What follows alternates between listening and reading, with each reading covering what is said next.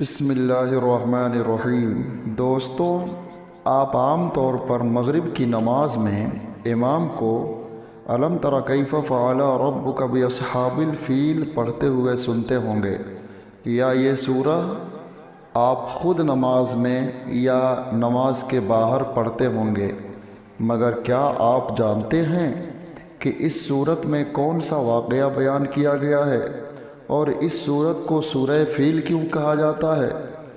آج کی ویڈیو میں ہم یہی جانیں گے کہ اس سورہ میں کون سا واقعہ بیان کیا گیا ہے اور اسے سورہ فیل کیوں کہتے ہیں۔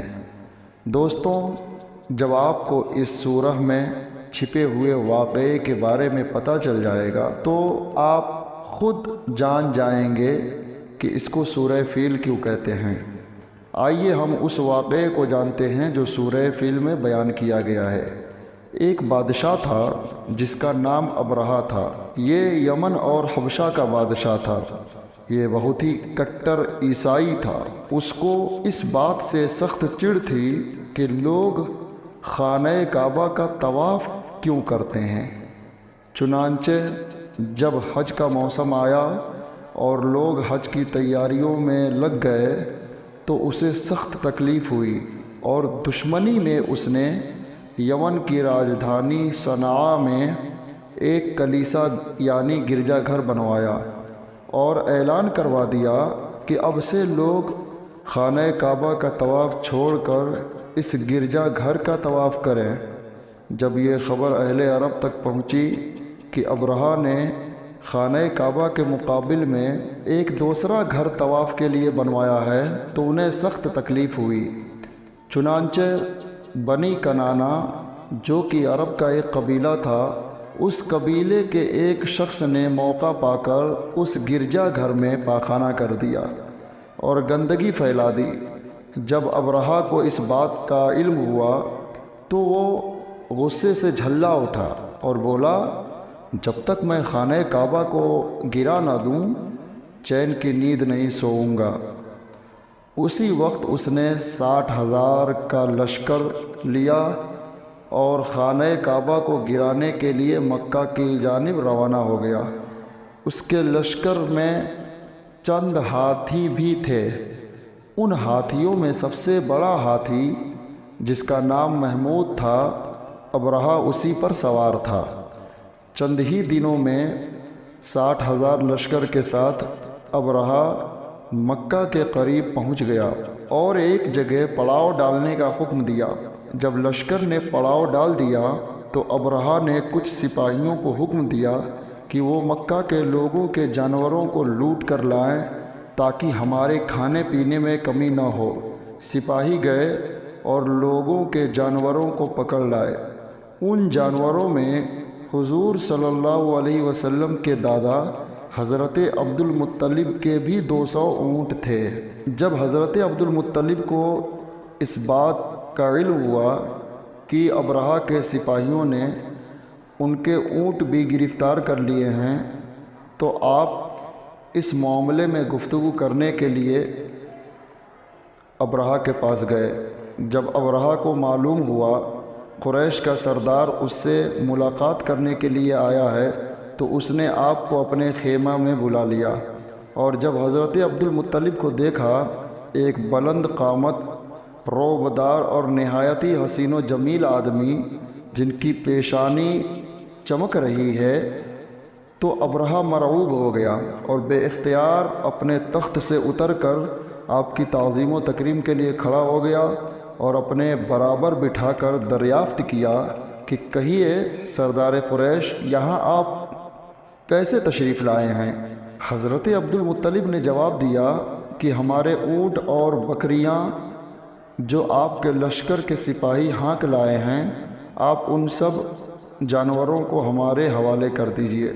یہ سن کر ابرہہ نے کہا، اے سردار قریش، میں تو یہ سمجھتا تھا کہ آپ بہت ہی حوصلہ مند اور شاندار آدمی ہیں، مگر آپ نے مجھ سے اپنے اونٹوں کا سوال کر کے میری نظروں میں اپنا وقار کم کر دیا، اپنی عزت گھٹا دی۔ اونٹ اور بکری کی حقیقت ہی کیا ہے؟ میں تو آپ کے کعبہ کو توڑ پھوڑ کر برباد کرنے کے لیے آیا ہوں۔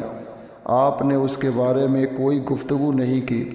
حضرت عبد المطلب نے کہا کہ مجھے تو اپنے اونٹوں سے مطلب ہے، کعبہ میرا گھر نہیں ہے بلکہ وہ خدا کا گھر ہے، وہ خود اپنے گھر کو بچا لے گا، مجھے کعبہ کی ذرا بھی فکر نہیں ہے۔ یہ سن کر ابرہہ اپنے فرعونی لہجے میں کہنے لگا، اے سردار مکہ، سن لیجئے، میں کعبہ کو تباہ کر کے ہی دم لوں گا اور روئے زمین سے اس کا نام و نشان مٹا کر ہی چین و سکون کی سانس لوں گا، کیونکہ مکہ والوں نے میرے گرجا گھر کی بڑی بے عزتی کی ہے، اس لیے اس کا بدلہ لینے کے لیے کعبہ کو گرانا میں ضروری سمجھتا ہوں۔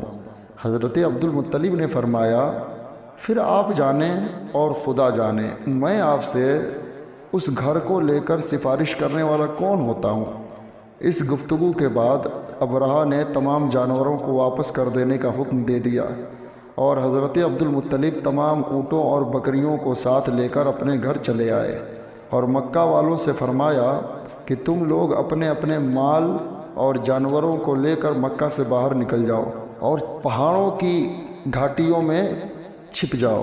مکہ والوں سے یہ کہہ کر حضرت عبد المطلب اپنے خاندان کے چند لوگوں کو لے کر خانہ کعبہ میں گئے اور دروازہ پکڑ کر انتہائی عاجزی اور انکساری میں اللہ تعالیٰ کی بارگاہ میں رو رو کر دعا کرنے لگے اور کہنے لگے، اے اللہ، اس گھر کا تو ہی مالک ہے، تو جانتا ہے کہ ہمارے اندر اتنی طاقت نہیں ہے کہ ہم ابرہہ سے مقابلہ کر کے تیرے گھر کو بچا سکیں، لہٰذا تو اپنے گھر کی خود حفاظت فرما۔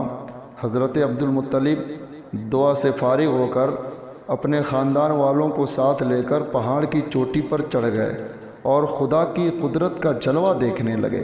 ابرہہ جب صبح کے وقت کعبہ کو گرانے کے لیے اپنے لشکر اور ہاتھیوں کے ساتھ آگے بڑھنے کی کوشش کر رہا تھا تو خود اس کا ہاتھی، جس کا نام محمود تھا، ایک دم بیٹھ گیا، ہر چند مارا اور بار بار للکارا مگر ہاتھی نہیں اٹھا۔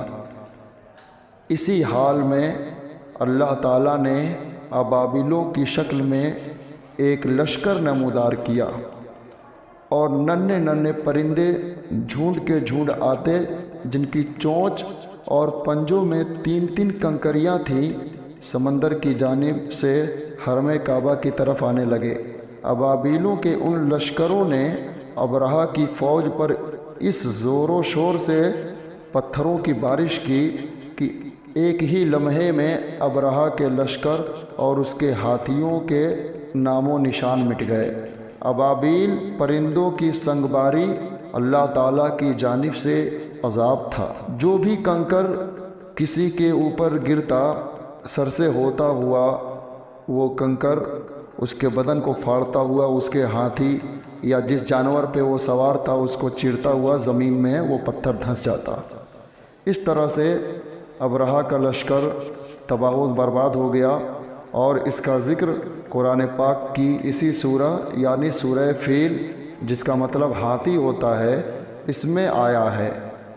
اللہ تعالیٰ فرماتا ہے، الم تر کیف فعل ربک باصحاب الفیل، اے محبوب، کیا تم نے نہ دیکھا تمہارے رب نے ان ہاتھی والوں کا کیا حال کیا؟ الم یجعل کیدہم فی تضلیل، کیا ان کا داؤ تباہی میں نہ ڈالا؟